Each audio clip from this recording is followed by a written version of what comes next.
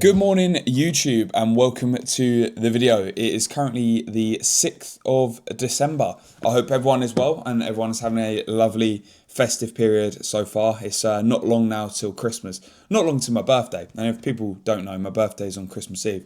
Arguably the worst day of the year to have it, apart from like maybe Christmas Day and maybe New Year's Eve or something. But yeah, Christmas Eve isn't the greatest birthday, but it is what it is. Anyway, I thought with this video, I would do a little bit of a breakdown, as you can see by the kind of clickbaity title, how to build muscle, and then I'm going to put naturally there, even though all the things that I'm going to say in this video apply to assisted people as well. But I feel like with this video, I can kind of bring bodybuilding back to the basics, right? Because I feel like a lot of people are in the pursuit of perfection. They're in the pursuit of being as optimal as they possibly can be. And sometimes by chasing that, you kind of lose sight of the basics of bodybuilding, right? So in my eyes, bodybuilding's got the three main pillars. You've got your nutrition, you've got your training, and you've got your recovery. If you nail these three things to a good degree, you will be building muscle. Now, the reason I'm doing this video is because I've been bodybuilding now for 6 years, competitive bodybuilding naturally for 6 years. I competed as a teen in 2019, competed as a junior in 2022, and competed as an open bodybuilder this year. And I believe between that 6 years time, I might put a little bit of a side by side, I've made quite significant progress. And these things that I'm going to tell you and walk through within this video are how I've made that progress, right? And I feel like, you know, not only have I made great progress within myself and my own journey, but I've also had a lot of client progress. You know, if you go on my MDB coaching Instagram page, you'll see a lot of client transformations there, a lot of muscle growth transformations.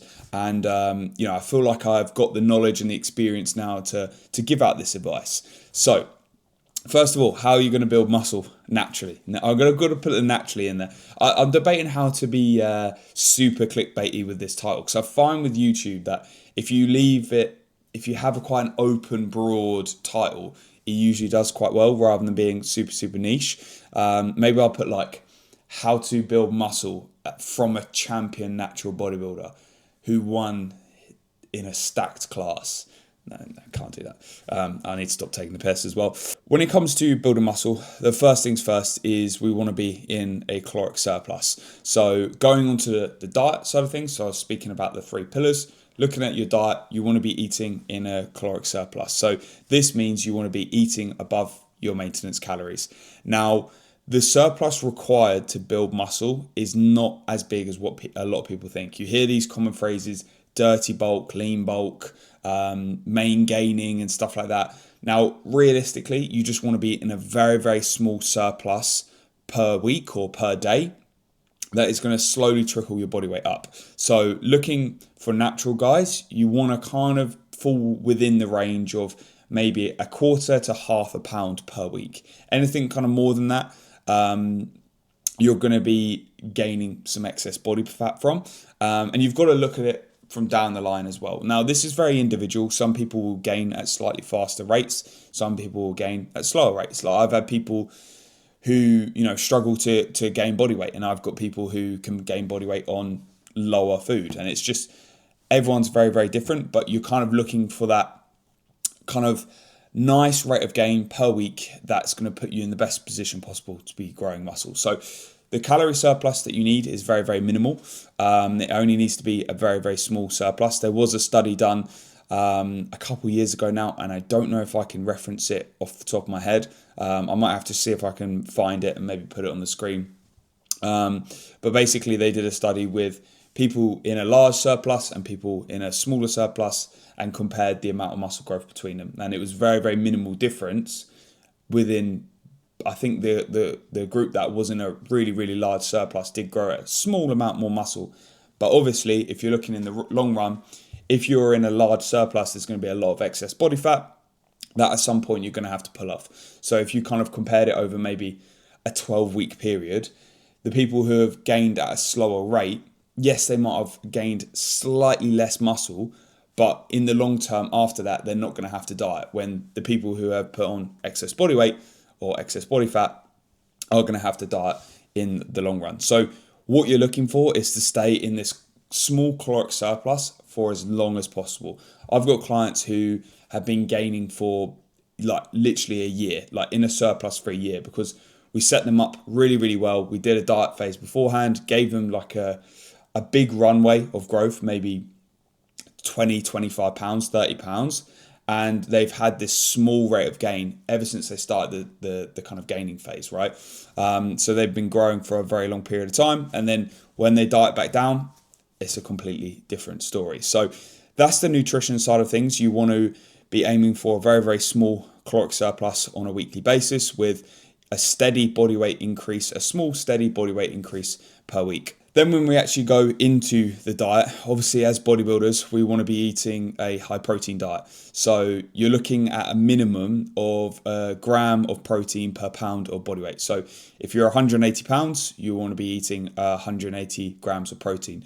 Now, something I like to do with myself and what I like to do with clients is trying to get majority of that protein intake in with highly bioavailable sources of protein. So we're looking at your meats, your fishes, your wheys, your yogurts, all your highly bioavailable sources of protein that are going to have a full amino acid profile. So things like rice, bagels, cream of rice, pasta, like although those food options will have protein in them, we've actually got to account for how bioavailable that protein is going to be within those sources. So we want to stick to the high bioavailable sources, like I said, with your meats, your fish, your wheys, etc. So if you can get majority, if not all of your protein intake in with those high bioavailable sources, we know we're eating an adequate amount of protein, a good quality amount of protein as well, that is going to spike MPS and drive muscle protein synthesis. So then when it comes to carbohydrates, we want to be aiming to eat a decent amount of carbohydrates to fuel your energy source. So I would say for majority of people, you want to be looking at putting yourself in a position where you've got a decent amount of carbohydrates going in, especially around your training window. So your pre, intra, and post, you want to be having majority of your carbohydrate intake for the day around that window. Now, obviously, if you're pushing your carbs very high, you might have to spread them quite evenly throughout the day to look at things like digestion, but we want to utilize carbohydrates in a way as an energy source. So to do that, we want to have it around our training window where we can have simple carbohydrates that we can digest very well, and we can use that for a performance basis. And this is where these three pillars that I was speaking about at the start of this video kind of intertwine. Then you've got your fats, which is highly, highly important for hormonal regulation. Fats are very, very important as well. And I think a lot of people do tend to drive fats probably a little bit too low. But if you're looking at coming out of a dieting phase, or coming out of prep or photo shoot prep, then you want to make sure that your fat intake is probably a little bit higher than what you have in your kind of baseline in your dieting phase. So for example, when I was in prep, my fats were at like 45 grams. As soon as I got out of prep, my baseline fats on training days went up to 65, and my baseline fats on rest days went up to 90. So a big kind of fat increase. Again, that is to help improve hormonal regulation. So yeah, in terms of percentages, people like to have these kind of percentages of, 50% of their diet is made by carbs, 30% by protein, whatever it is. I personally don't like to work with that because I find that everyone's different. So I'm going to try and not give like blanket statements in this video, even though there probably will be some.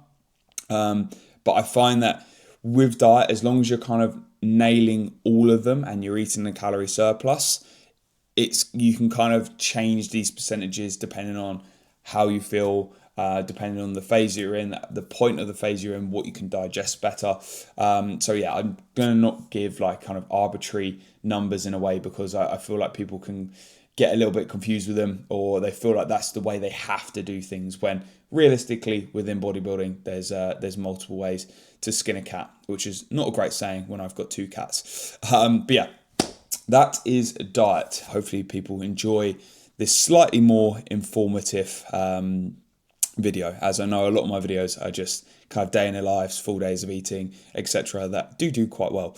I literally just posted a full day of eating a couple weeks ago, and it did better than my show day videos. So yeah, brilliant. Love YouTube for that. Anyway, I'm going to go down to the shop. I've already boxed off my meal one, and I've checked in with Mr. AJ Morris this morning, and I've already done 3 to 4K steps. So I'm going to go down to the shop, grab a white monster, and then it's time to get in for client check-ins. Right, people, a couple of hours have passed. Admittedly, I've been super busy today.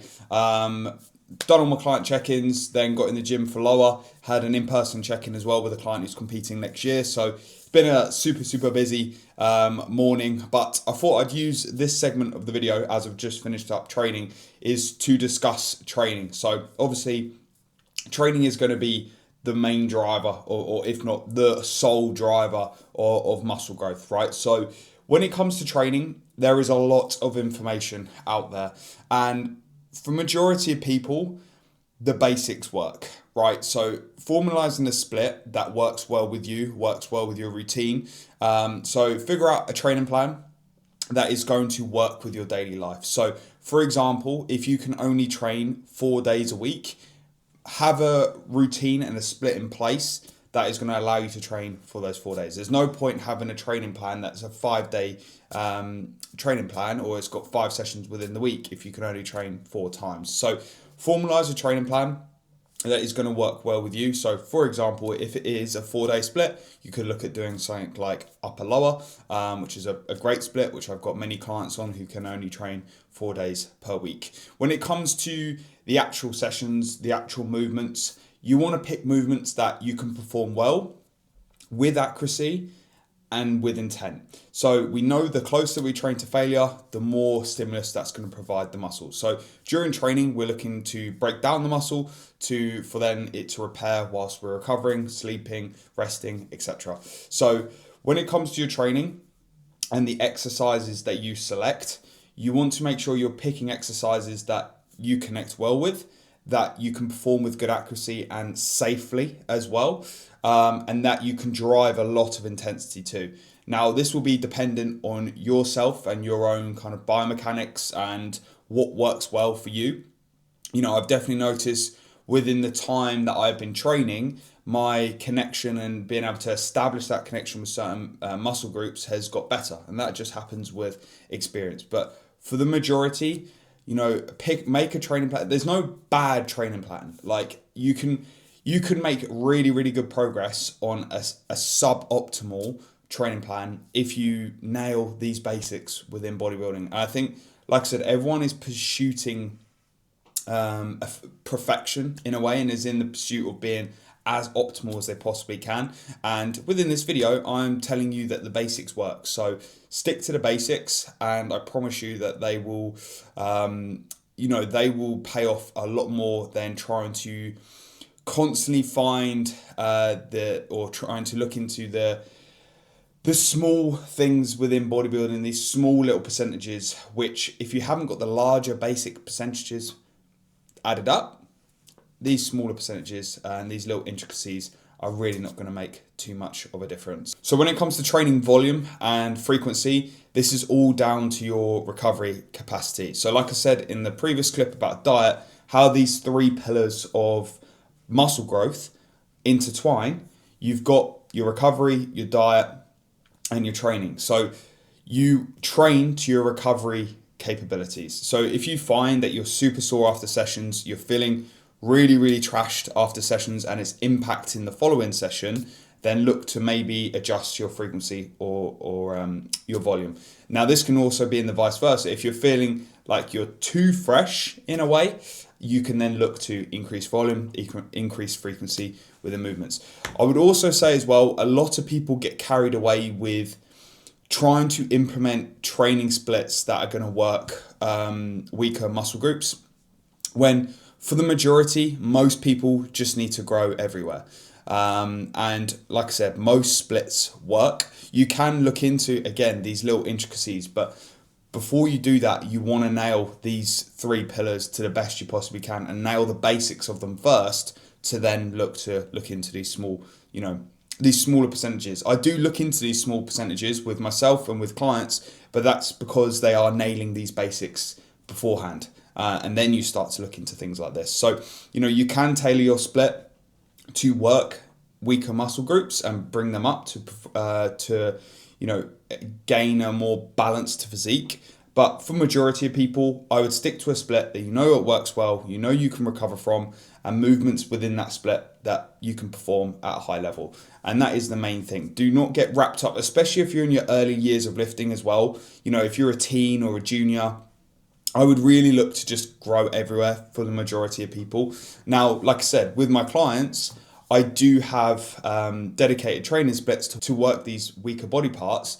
But the main thing is there, and like I will reiterate, they are already nailing the basics. So you can look into doing those things and bring up weaker body parts. So yeah, that is on the training front. That's a very, very broad statement. And that's kind of what I want to make out of this video. And like I've said, I want to just describe the basics in it, because this industry is getting to a point now where there's knowledge coming left, right, and center. And people are in, like I said, the pursuit of perfection, when realistically, for you can only find what's best for you, right? So there is plenty of ways to bodybuilding. All training works. High volume, high frequency, low frequency, upper, lower, top set, back off set. Like, regardless of whatever training methodology or approach you decide to take, as long as you're consistent with it, it will pay off. So that is training. I've got one more pillar to discuss, and that is recovery. But I'll wait a little bit later when I'm super optimal and ready for bed, because that's probably the best time to do that. Hopefully you guys are enjoying this video. Hopefully it's a little bit more informative, but I'm not looking to dive into really minute percentages within this video. I'm giving you the bare bones basics to go away and grow muscle, because those basics work. I will catch you guys in a little bit when I am super optimal later on, because that's probably the best time to talk about recovery. Right then, people, so as it is evening time, I thought it would be a good time to talk about sleep, which is obviously the third and final pillar of this video on how to grow muscle. So sleep obviously is going to be our main driver of recovery, and we want to look to optimize it as much as we possibly can. So the first thing you want to nail is just a solid routine. So you're going to bed at the same time every single night. You're waking up at the same time every single morning. You're forming a circadian rhythm, so your body's internal clock. You're forming and generating a routine and a structure to your day, which is then going to optimize your sleep. Once you've done that, you can look at doing things in a little bit more detail, where you can implement supplementation. For example, I use the Train by JP Dream Sleep, code MDB10 at Supplement Supply UK. You can look at nasal strips to open up your airways, and then you can look at blue light blocking glasses. Now, I've been using blue light blocking glasses for probably the last 5 years. These ones are Swanwick ones. You can get them on Amazon. I believe if they're on sale at the moment, maybe like 75 quid. You can even see there the blue light reflecting off them. I'll put these on when the sun goes down. So at the moment it is quite early. So usually around 7 o'clock, this is when I'll put my blue light blocking glasses on. We know that when it comes to blue light, it suppresses our natural production of melatonin. So we want to make sure that we are reducing that by reducing, obviously, the blue light exposure that we're going to have. Then you've got your supplementation. So your things like ashwagandha, 5-HTP, magnesium biglycinate, all things to aid your sleep and aid the kind of winding down process that is going to help you obviously get a better night's sleep and a better quality sleep as well. Then you've got things like sleep hygiene, where it's having like a cool room before bed. We know that your body actually needs to cool down prior to sleep. So having a cool, quiet room, like a dark room as well, is only going to help that process. Even a hot shower before bed as well will help that process. So hopefully this has been a good video, a little bit more of an informative video, but hopefully people have enjoyed it, and I will get back to the normal kind of vloggy style videos very, very soon. But I thought it'd be good if I actually came on YouTube and provided some benefit rather than me just eating whey and berries and cream of rice. So yeah, hopefully people have enjoyed it. If you have, make sure you leave a like on the video, make sure you subscribe if you're new, and I will catch you guys in the next one. Cheers.